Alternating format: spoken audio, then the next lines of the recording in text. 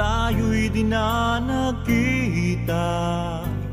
Magandang araw po sa inyong lahat, mga giliw naming tagapakinig. Narito po ang karugtong ng kasaysayan na itinampok namin sa linggong ito, dito sa ating dulang. Luha. Bakit kaya wala pa si Celso? Si Inay, parang ewan. Kayo pa yatang nag-aalala sa hindi pagpunta ni Celso dito eh. Papaano naman kasi? Gabi-gabi nandito siya. Tapos ngayon biglang wala. Mabuti nga hong wala siya eh. Wala naman kaming ibang pinag-uusapan nun kundi mga pangarap niya. Ay, naku. May sasakyang dumating. Matignan nga. Anak, tignan mo! Si Celso! Si Celso nakasakay sa kotse! Ha? Tumama ba ng loto si Celso? At biglang nagkaroon ng kotse? Tumama ba ng loto?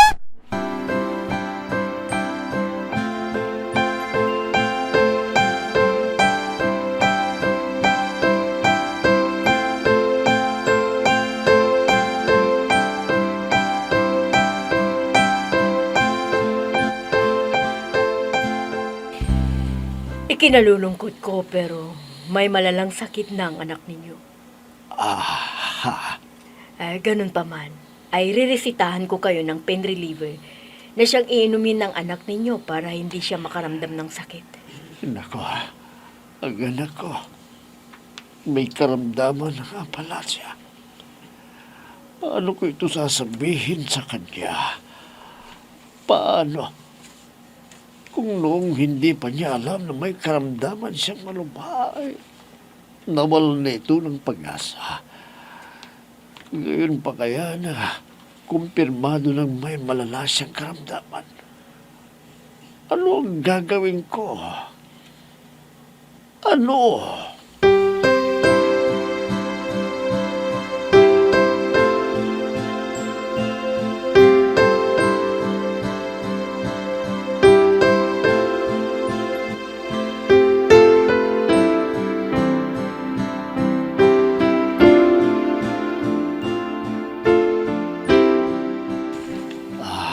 Anak, kumusta ka na?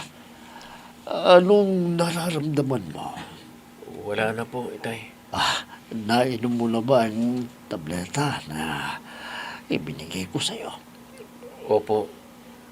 Siya nga po pala, Itay. Bababa ako yan sa bahay ni na Sharon. Aha? O, bakit po? Para kayong nagulat. Hindi ho ba gustong-gusto ninyo akong pumunta sa bahay nila? Oo, anak, oo. Natutuwa ako at naisipan mo siyang dalawin. Ang nabanggit niya kasi sa akin nung isang araw napasok siya sa postal office kaya hindi na siya pumupunta sa bahay. Naisip kong ako naman ang papasyal sa kanya.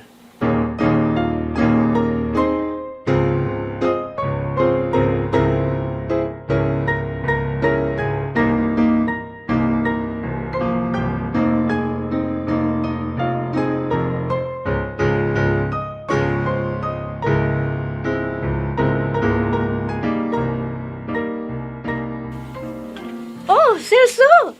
Sa'yo ba ang kutsing yan? Ganda ah! Hindi ko to kotse, no? Ikaw nga itong nagsabing dadalawin pa lang ako sa munisipyo, eh. Kaninong kutsi yan? Kung ganon. Sa pinsan ko na kakarating lang galing Manila. Itiram ko lang para may magamit tayo sa papunta natin ng beach. Beach? Oo, sa beach. Hindi ba may day-off tayo sa postal office? Tara na. Iyain mong inay mo, kaibigan mo, para masaya. Sharon! Adrian? May lakad ka yata at may kotse dito. Saan ka mapupunta? Ha? Wala akong pupuntahan. Sige Celso, kung may pupuntahan ka, mauna ka na.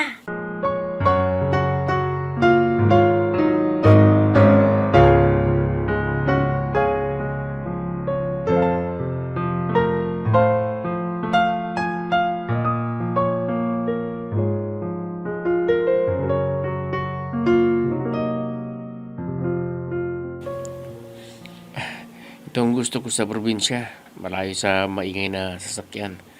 Tahimik at may beach na tulad dito. Ito ang lugar na paborito mo, hindi ba Sharon? Oo naman. Ang paborito mo ay paborito ko rin. Oh, ano pang ginagawa natin dito kung ganon? Tara na, lumangoy na tayo. Ikaw na lang mag-isa. Panonoodin na lang kita. Ano? Ikaw itong naghihiya sa akin eh. Tapos ako lang mag-isang lalangoy. Sige na, panonoodin na lamang kita sa paglangoy. Para kung malulunod ka, kita ko kaagad. Ano? Marunong akong lumangoy, no? Kaya lika na.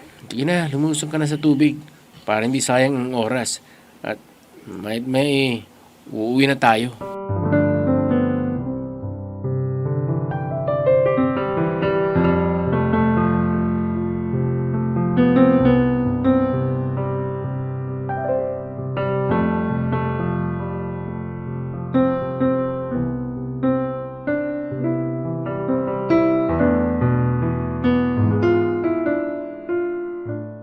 Ay, nako.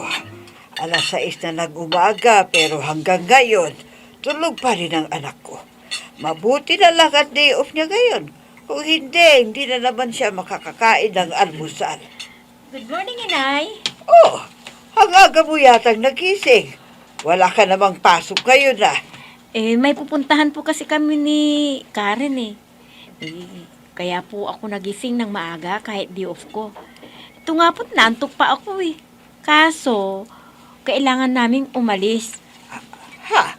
Ay bakit naman at hindi ka nakatulog? Bakit may pumasok ka na sa kwarto mo kagabi ah? Nakita ko po kasi si Tito Melchor na bumibili ng gamot sa isang parmasya eh. Oh, ngayon kung nakita mo, dahil ba doon kaya ka napuyat? Naisip ko kasi kung bakit siya bumili ng gamot. At sino sa kanila ni Adrian ang iinom ng gamot. Yun lang, hindi ka na nakatulog. Kahit naman sino pumupunta sa parmasya. Ay baka naman kasi si Adrian na naman ang iniisip mo. Anak, ano bang mayroon kay Adrian na wala kay Celso? Mahal na mahal ka ni Celso. Pero ipinagpipilitan mo ang sarili mo kay Adrian. Samantalang hindi ka naman mahal ng tao. Si Adrian nga po ang mahal ko, Inay, hindi si Celso. Kaya't kay Adrian lamang ako. Ay nako, bahala ka na nga sa buhay mo. Hindi ako magtataka kung tatanda kang dalaga.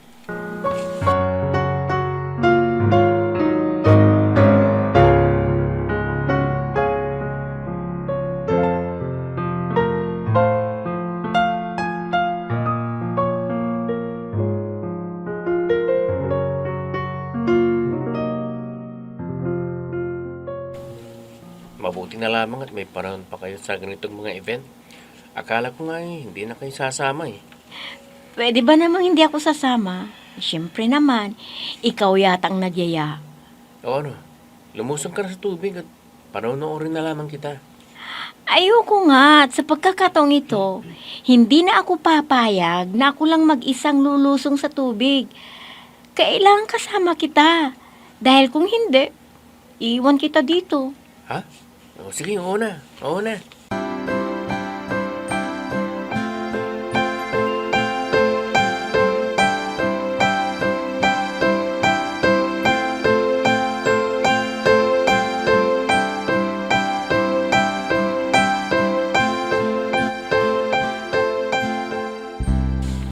Ang sarap ng kwentuhan ng dalawa. Kanina pa sila dun ah. Oo nga eh. Palibasa. Ngayon lang muli nagkasamang dalawang yan. Sinabi mo pa. Siya nga pala, Celso. May itatanong lang ako sa'yo ng personal. Okay lang ba? Sige, ano yun? Hindi ka ba nagseselos kay Adrian? Hindi naman. Alam mo bang si Adrian ang mahal ni Sharon? Oo naman. Ilang beses nang nabanggit sa akin ni Sharon yan eh. Na mahal na mahal niya si Adrian. Oh, hindi ka ba nakakaramdam ng selos? Ang ibig kong sabihin hindi ka ba nasasaktan sa nakikita mo ngayon? Nasasaktan pero anong magagawa ko? kung si Adrian ang mahal niya. At isa pa, bago pa ako dumating sa buhay ni Sharon sila lang dalawang magkasama. Lalo pa nga't hindi pa nga ako sinasagot. Oh, grabe naman yan. Ang akin lang naman kasi, kaya ako sumama para kahit papano makita ko at makasama si Sharon. At ang makita siyang masaya, sapot na yun para sa akin. Wow! Ang pag-ibig nga naman, makapangyarihan talaga. Kahit ano, gagawin. Mapasaya lamang ang minamahal.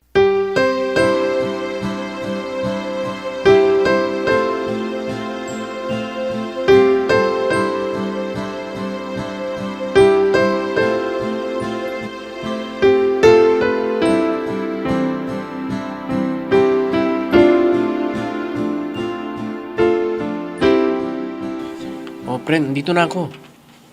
Oh, paano? Ikaw nang bala sa kaibigan mo, ha? Oh, bakit mo binuksan niyang pintuan sa likod? Makikitulog nga ako dyan sa bahay niyo eh. Ano? At bakit? Wala akong kasama sa bahay. Umalis si inay. Pumunta siya sa kabilang bayan para dalawin ang pinsan niyang may sakit. At ang sabi sa akin, doon na raw siya matutulog. Sino makakasama ko sa bahay? Pero walang babae sa bahay. Kami lamang ni Ite ang naroon. Di, doon ako matutulog sa kwarto ng ate mo. Hindi ba doon naman ako natutulog sa tuwing niyayayan ako ng ate mo noon? Sa bahay niyo, di ba? Teka, narito naman si Ani. Sa kanya ka na lang tumuloy. Ayoko nga sa bahay nila. Panilalaki ang mga kapatid niya eh. Tsaka maingay doon ang mga bata. Nag-iisa ka lang.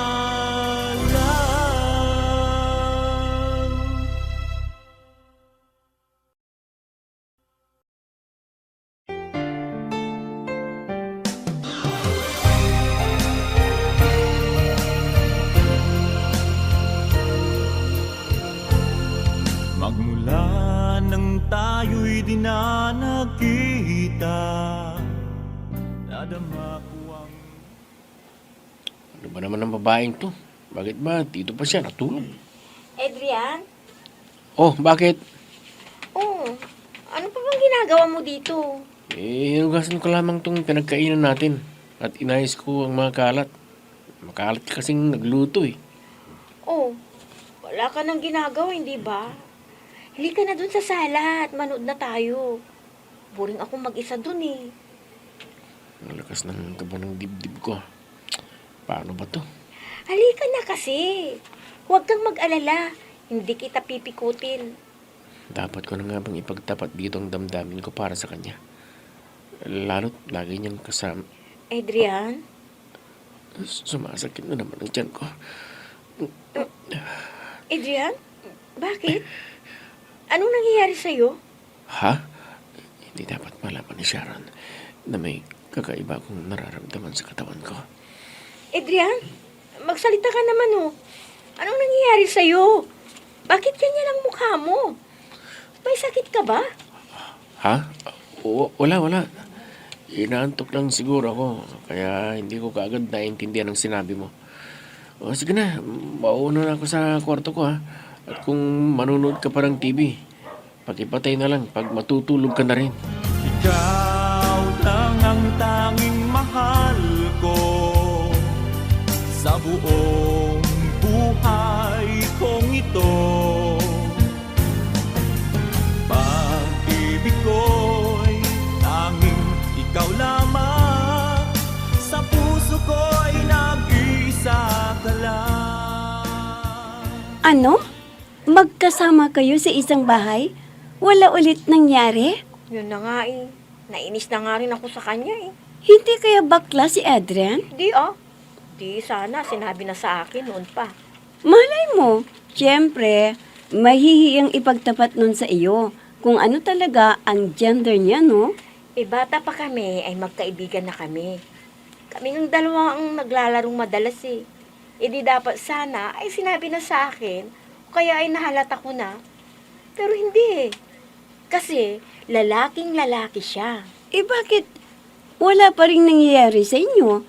Pangalawang beses na ito. Yun na nga eh. Baka talagang may nobya na siya. Bakit? Sinabi ba sa iyo na may nobya na siya? Oo, minsan nababanggit. Pero hindi ko naman siniseryoso eh.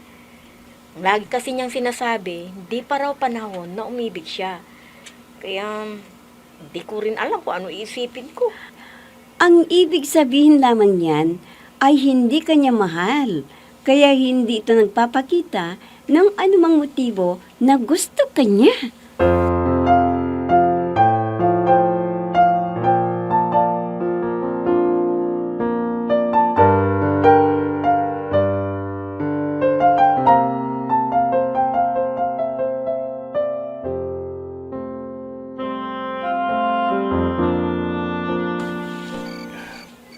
Maganda na sana ang pagkakataon kanina para pagtapat kong nararamdaman ko para kay Sharon. Kaso, bigla nung sumakit ang tiyan ko. Nang nga palang findings na ng doktor nang ipinatingin ako ni Itay. Hindi na sinabi sa akin ni Itay kung anong nakita ng mga doktor nang pumunta kami sa ospital. May... Hindi ka pa natutulog. Hindi ho ako dalawin ng antok ito siya nga ho pala, Tay. Kumusta na po pala ang findings ng doktor sa tiyan ko? Bakit daw laging sumasakit? Kailangan kong gumising ng maaga bukas. Sige na. Iiwanan na kita dito sa biranda para makatulog na ako. Sige, matulog ka na rin anak para hindi ka mapuyan, ha? Hindi na ako sinagot ng Itay. Bakit kaya? May inililihim ba sa akin ng Itay? Totoo nga kaya ang hinala ko na may malala akong karamdaman?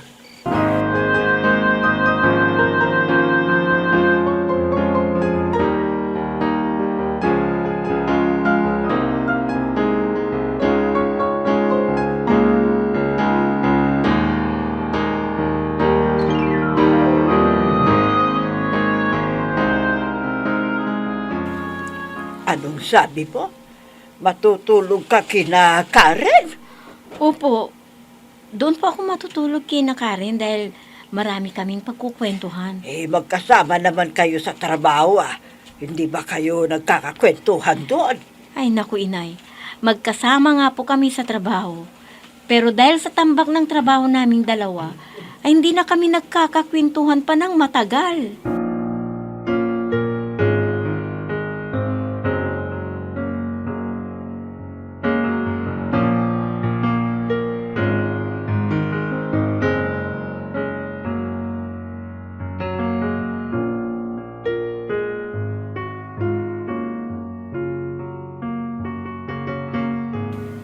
Ano?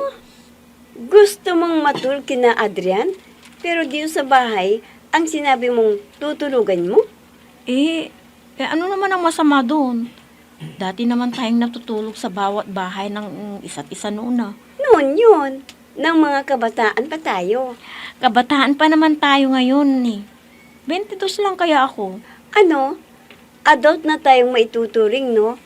Ang ibig kong sabihin ay noong teenagers pa tayo. Ano ngang masama doon? Magkakapit bahay naman tayo. Dati nating ginagawa ang matulog sa bahay ng bawat isa sa atin noon, hindi ba? Pero, dalagat binata na kay ni Adrian ngayon. Yun na nga dalaga na ako at binata na si Adrian. Wala pa kaming asawa, kaya walang masama kung matutulog ako sa bahay nila. Nako, ewan ko sa'yo. Kung pinikot mo na kasi, di tapos na sana ang problema mo. Ay nako, talagang pipikutin ko na siya. Ha? Ano? Seryoso ka? Oo, sabi. Tingnan mo nga ang lukarit na to. Kautong nanunulsul sa akin, napipikutin ko na si Adrian. Tapos ngayong sinabi kong pipikutin ko na parang ayaw mo maniwala. Ano ba talaga? Para matapos ng problemang ito, pipikutin ko na si Adrian.